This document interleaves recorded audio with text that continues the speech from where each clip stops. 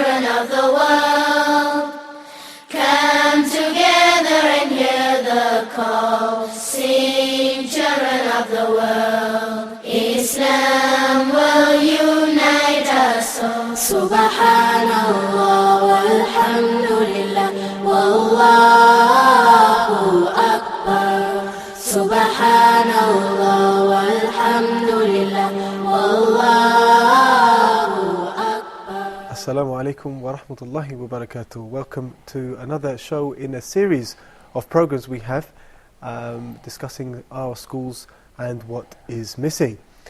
Today we will be discussing reflections, critical thinking, and with us in the studio as for this series is Dr. Mamdouh Muhammad. Assalamu alaikum wa rahmatullahi wa barakatuh. Welcome back. As always, a pleasure to have you on the show with us. Thank you. Now, discussing critical thinking, can you tell us a little bit about what exactly you mean by critical thinking?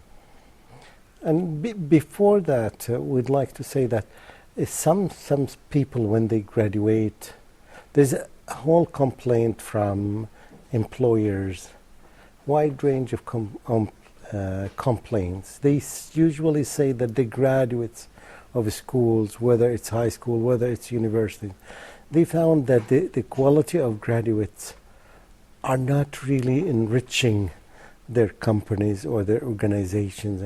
And they feel that they are lacking some skills. And their complaint focuses on the issue of mainly critical thinking.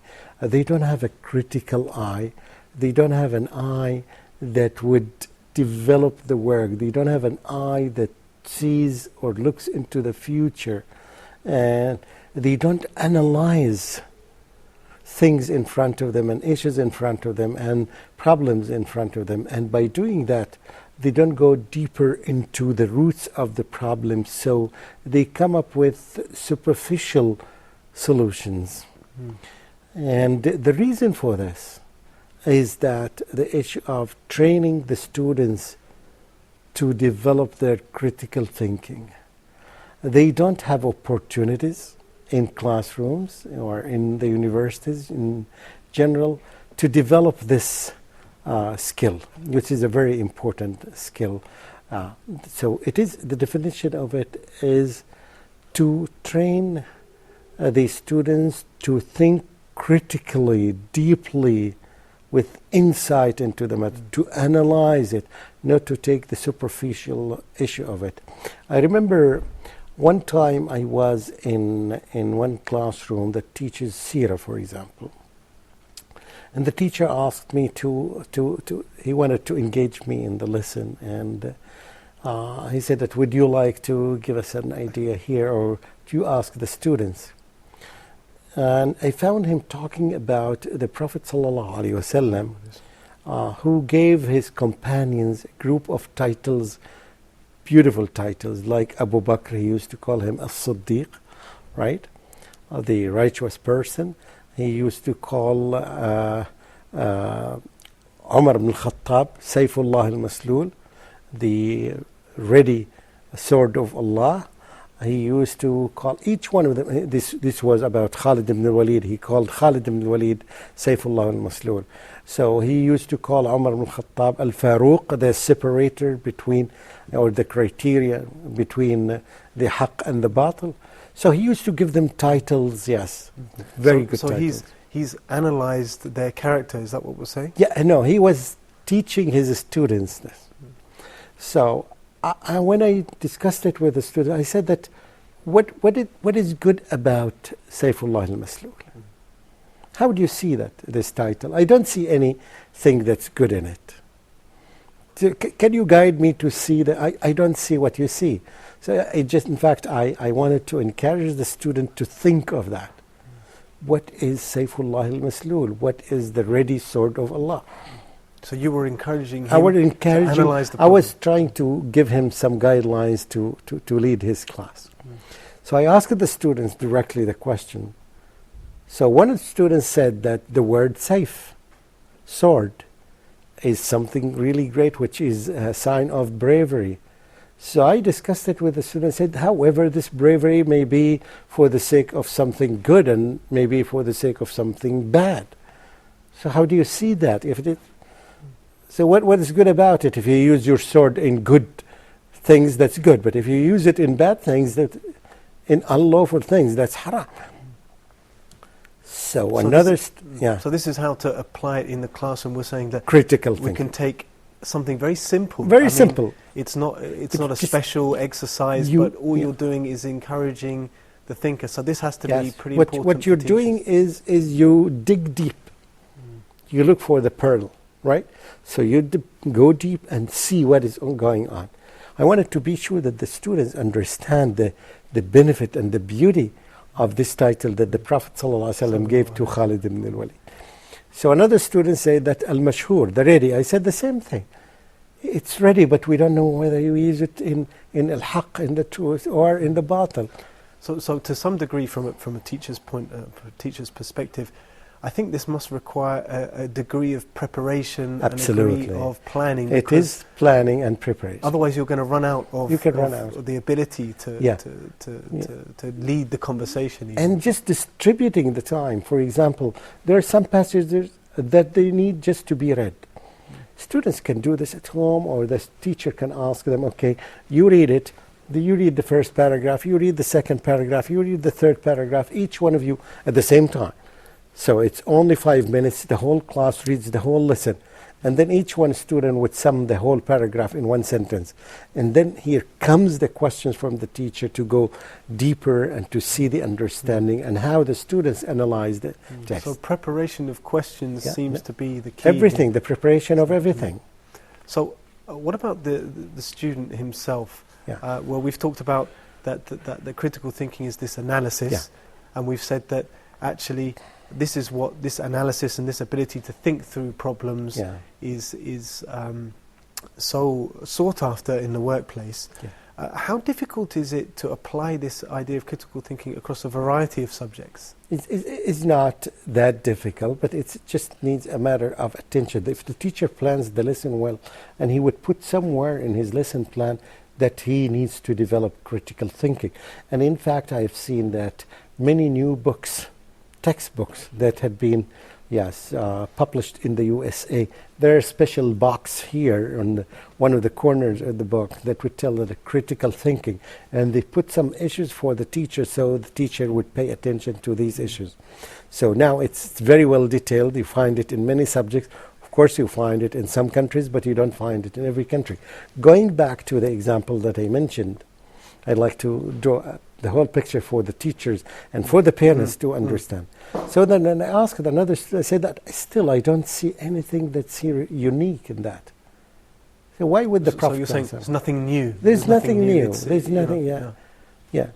Then one student, he said, oh no, it is the addition of the word sword to the word Allah.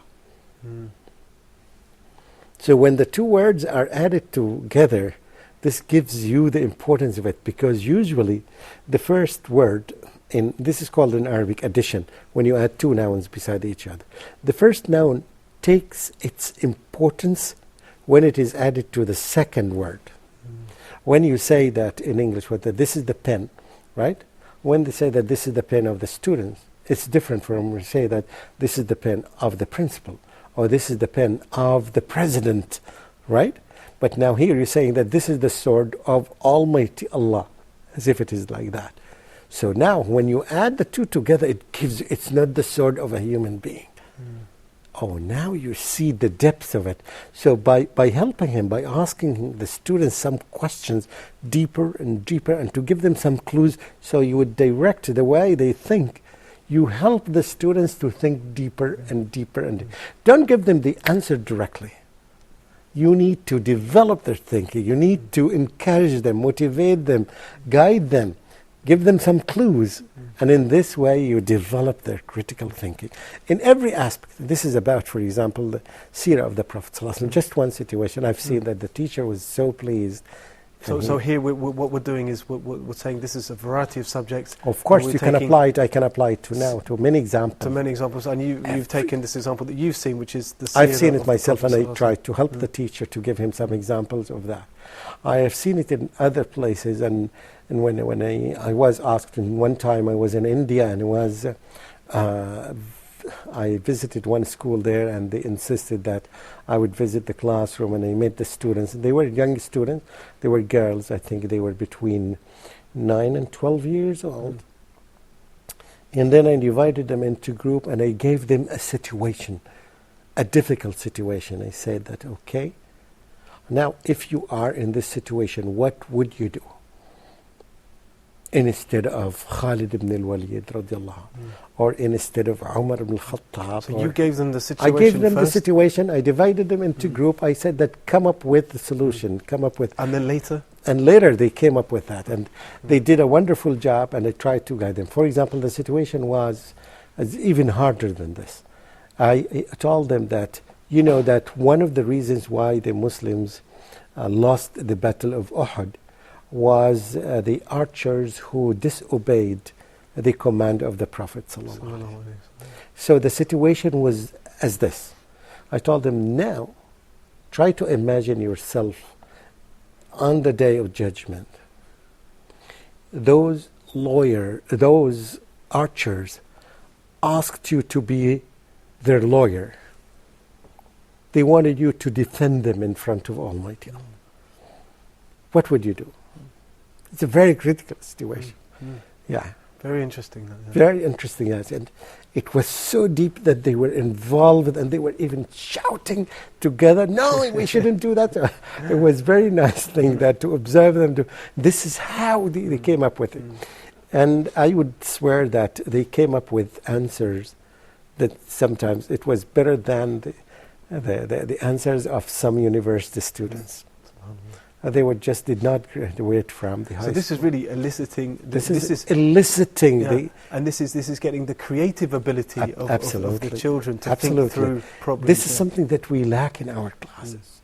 But Doctor, one point here that I think many teachers might be thinking, since critical thinking perhaps isn't a formal part of the curriculum, how can we measure how we've progressed and show our bosses that who may be averse, that maybe they're not particularly worried about, they're worried about the result. Where's the result? But you want to show, well, look, I've moved them forward, and I've shown them how to do this critical thinking. How can we encourage that? How can we measure this in some way? You cannot solve problems without having a critical eye. You need, because with critical eye, you've done analysis, deep analysis of the problem, and once you analyze any problem into its basic components, you can easily understand it. And once you understand it, right, you come up with a solution. But what about actually measuring that and actually saying to your boss as a teacher, look, I've moved them from here to here? Of course. This is me. You want to judge me? See the results of my students. We all the time encourage people to focus on the outcome. The outcome is the students. Okay, is I'm what going to they're stop you there, Doctor. We're going to go to a short break right now here on Our Schools, What is Missing. We'll be back very shortly.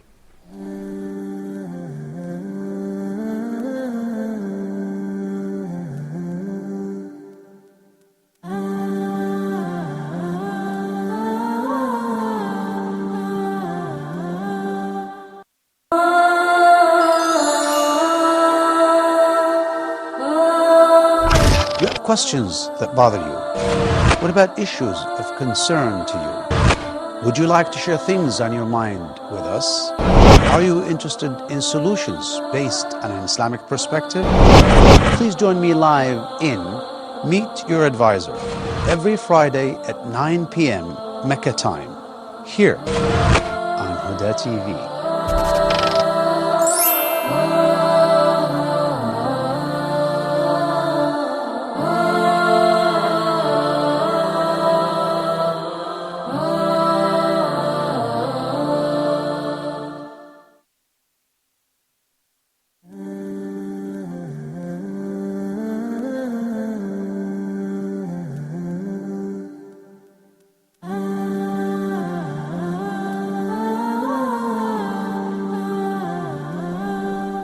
Assalamu alaikum wa rahmatullahi wa barakatuh. Welcome back to our edition of Schools, What is Missing.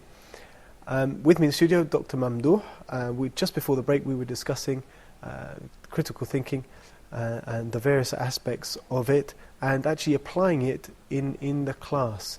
Now, Doctor, you were telling us about a few techniques and a few examples of your own experience and how you've really got the students involved and really seen that they're enthusiastic to use their creative abilities and to solve problems, analyse problems and to solve problems. And we talked about measuring that. What's been the outcome of these exercises in the different classes that you've seen? You see an improvement in the performance of the students. You see that they solve problems in less time than other students who were not given the opportunity to have critical thinking. You see that from the type of questions that the students ask the teachers or they ask each other. You see really an interactive class with students who are fully engaged in listen because of the nature of the question. You can see this from the nature of the question. So if you visit any classroom and you see the type of questions that the students raise, they challenge the teacher, they challenge each other, you can understand that those are good learners. This is the outcome. I'll have to say that it sounds like an almost ideal classroom, but having said that, which may be very far from what many teachers experience. Having said that, I think that perhaps students, they crave this. They want to actually think, but with our sort of traditional, perhaps one-dimensional, as we've said in previous episodes, attitude towards learning, this isn't happening, and perhaps this is really bringing out the best of the students. That's why we are here. That's why we're here. We are educating teachers, students, parents, the school principals. We are educating everyone about this issue. And I think the more they know it, definitely they need to get some training, more specific and technical training, and they would come up with the very good results or very good outcomes. I'd like to just remind you, usually people pay attention not to the performance of the teacher, rather people should pay attention to the outcome, what the students can do or understand and see. You can see this example that had been done by the Prophet ﷺ. One of the things that you can see the big achievement of the Prophet ﷺ is his followers. You see that the Prophet ﷺ produced the best generation that ever lived on the earth. And this is the judgment of Almighty Allah when Allah subhanahu wa ta'ala described them, that they are the best generation. We'll come back to the basis in Islam and what we find of critical thinking in the Quran and the Sunnah of the Prophet ﷺ. But just now, I mean, this idea of critical thinking perhaps is new to a lot of people, a lot of viewers, although it shouldn't be.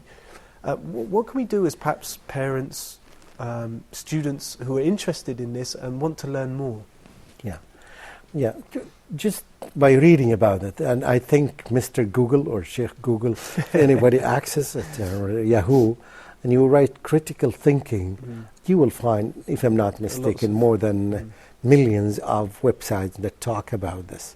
And we have to be more selective. For example, critical thinking in math, or critical thinking in learning the seerah, or critical thinking in teaching science, or so the more you are specific, right, the more you will get results, and you can use these by yourself. Even you don't need to get a training for that, although we need to do that, and we encourage the principals to use the budget for training the teachers in this way. This is the shortcut for raising the standards and having good outcomes from their schools. Okay, so I mean, perhaps as a parent, I'm also a parent, and obviously we're always very worried about how our kids grow up and things like this.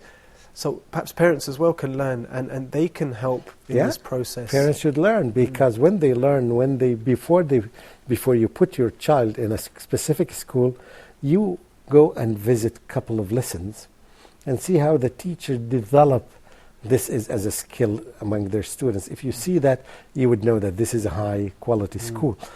It's not one student. You need to see few classes in order to be sure that this is a pattern that's consistent throughout the school. This way you feel more comfortable. Not just this skill, there are many other skills. And even at home, the parents... Even at home, they can do that.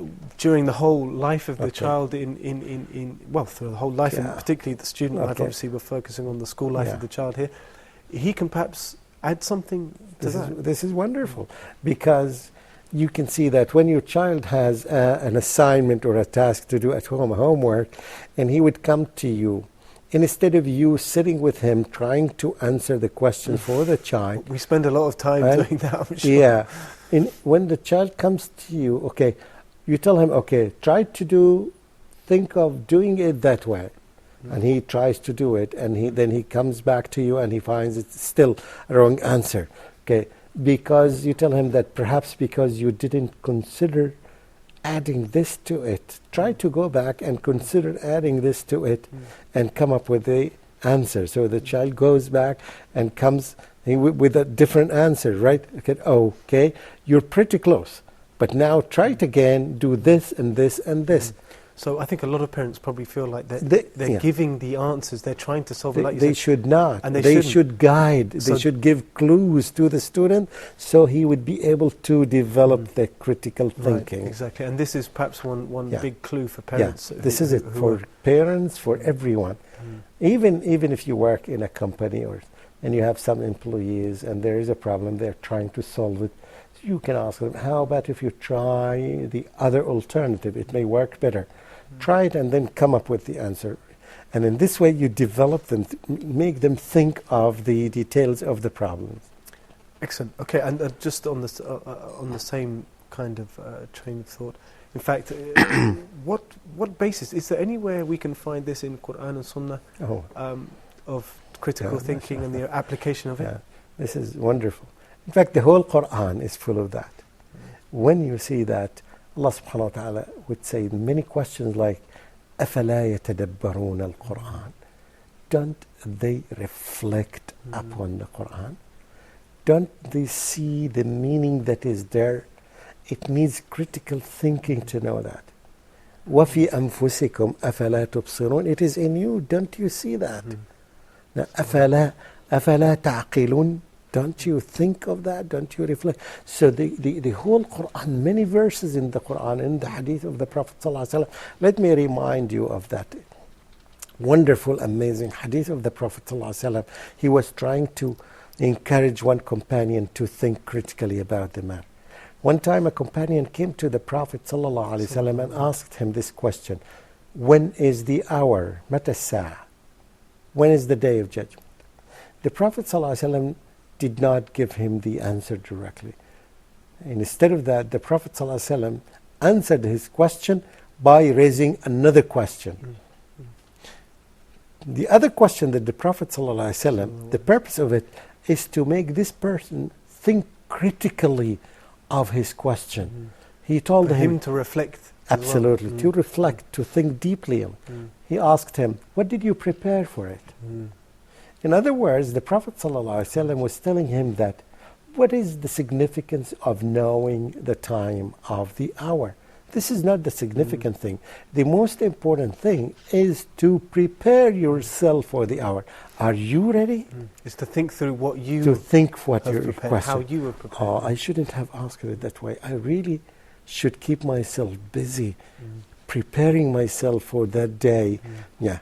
So the Prophet ﷺ was trying to guide the person to think critically of the question that he raised, and to see how significant it is. Okay, and that's I mean, amazing number of examples. Oh, there are hundreds of examples in in the Sunnah. But just before we finish up and wrap up this episode, can you just remind us again about the importance of critical thinking and how it helps in our going through our whole school life and in the end in our actual job? Can you just remind us, sum that up for us? We live in a very complex world. Every day it becomes more complex. You see the degree of complexity in the computers nowadays and the speed that they react to you. So everything is running and everything is becoming more sophisticated.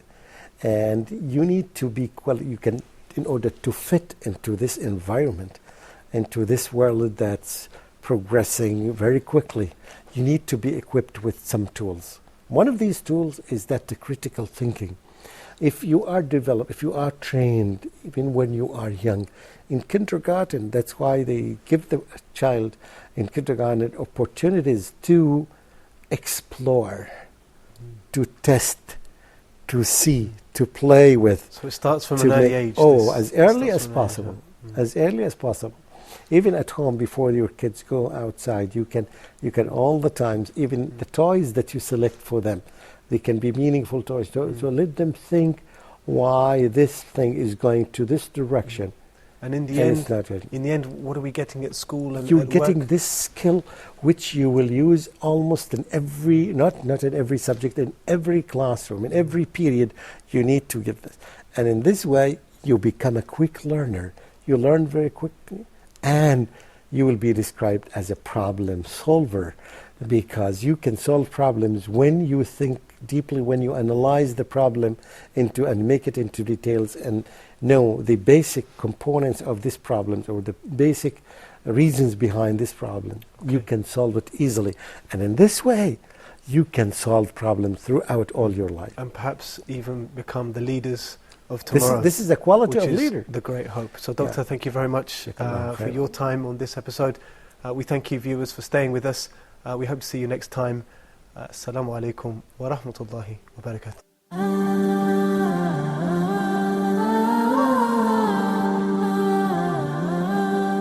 Oh, sing, children of the world, come together and hear the call. Sing, children of the world, Islam will unite us all. Sing, children of the world, come together and hear the call. Sing, children of the world, Islam will unite us all. Subhanallah walhamdulillah wallah.